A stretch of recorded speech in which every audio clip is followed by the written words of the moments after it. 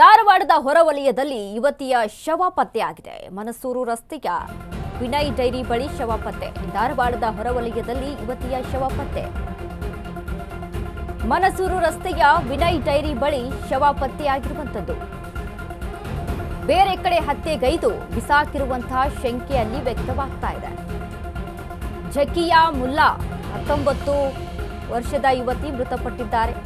Paramedical ಓದುತ್ತಿರುವಂತಹ ಜಕಿಯಾ Mulla ನಿನ್ನೆ ಸಂಜೆ ಮನೆ ಬಿಟ್ಟು ತೆರಳಿದ್ದ ಯುವತಿ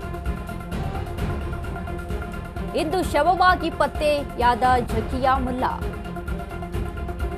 ಸ್ಥಳಕ್ಕೆ ವಿದ್ಯಾಗಿರಿ ಪೊಲೀಸರು ಭೇಟಿಯನ್ನ ಕೊಟ್ಟು ಪರಿಶೀಲನೆಯನ್ನ ನಡೆಸಿದ್ದಾರೆ. ಧಾರವಾಡದ ಹೊರವಲಯದಲ್ಲಿ ಯುವತಿಯ ಶವ ಪತ್ತೆಯಾಗಿರುವಂತದ್ದು. ಜಕಿಯಾ ಮುಲ್ಲಾ ಎಂಬಂತ 19 ವರ್ಷದ ಯುವತಿ ಧಾರವಾಡದಲ್ಲಿ ಪ್ಯಾರಾಮೆಡಿಕಲ್ ಅನ್ನ ಓದ್ತಾ ಇದ್ಲು. ಆದ್ರೆ ಬೇರೆ ಕಡೆ ಹತ್ಯೆಗೈದು ಇಲ್ಲಿ ತಂದು ಬಿಸಾಕಿದ್ದಾರೆ ಅನ್ನುವಂತ ಶಂಕೆ ಕೂಡ ಅಲ್ಲಿ ವ್ಯಕ್ತವಾಗ್ತಾ ಇದೆ. ಇದ್ರ ಬಗ್ಗೆ ಪೊಲೀಸರು ಹೆಚ್ಚಿನ ಕ್ರಮವನ್ನು ಅಂದ್ರೆ ವಿಚಾರಣೆಯನ್ನು ನಡೆಸ್ತಾರೆ, ಇನ್ವೆಸ್ಟಿಗೇಷನ್ ಮಾಡ್ತಾರೆ.